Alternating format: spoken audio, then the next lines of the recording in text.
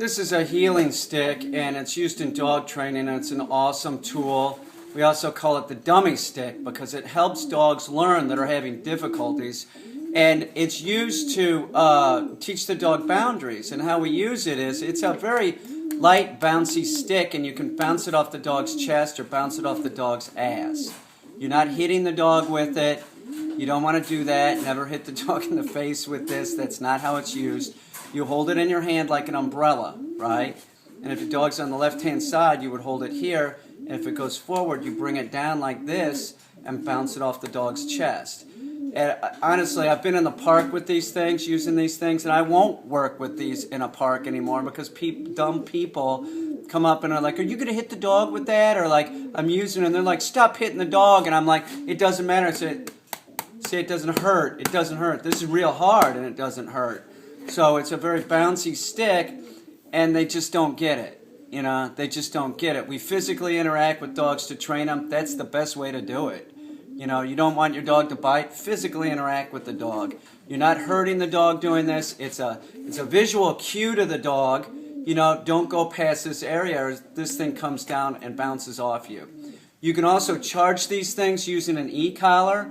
In other words, so if you touch the dog while you're using stimulation, they'll start looking at this as causing the stimulation. You know, dogs, they got a lemon-sized brain, so that's what they start seeing this as. But one thing that I want to say, even if you're not using it with an e-collar, even if it's not charged, you want to pet the dog with this and make sure the dog sees it as something positive and something negative.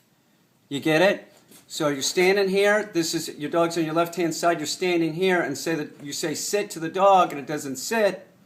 Instead of bending down and tapping it on the ass with your hand, you tap it on the ass with this. You bounce this off its ass.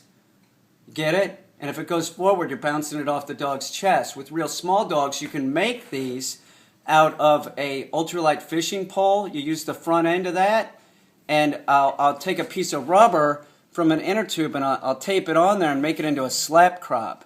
So this is a very effective tool. It's sort of like using a leash twirl. You know, it gives the dog a visual cue. It's a reminder to the dog, you have this in your hand. Use these things, and when the dog is healing and sitting properly, you keep bringing it with you. It's like putting an e-collar on the dog. After the dog is trained, you keep putting the e-collar on the dog. Same thing with the healing stick. You keep bringing the healing stick with you. You know, they become wise to that. Like, oh, look, the guy's, extension to his arm isn't with him. So you keep using this like you do the e-collar. It's a great tool.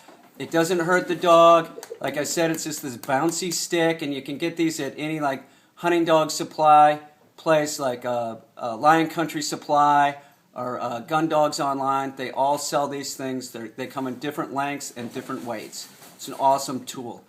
The healing stick, or we call it the dummy stick. Why? Because it helps dogs learn.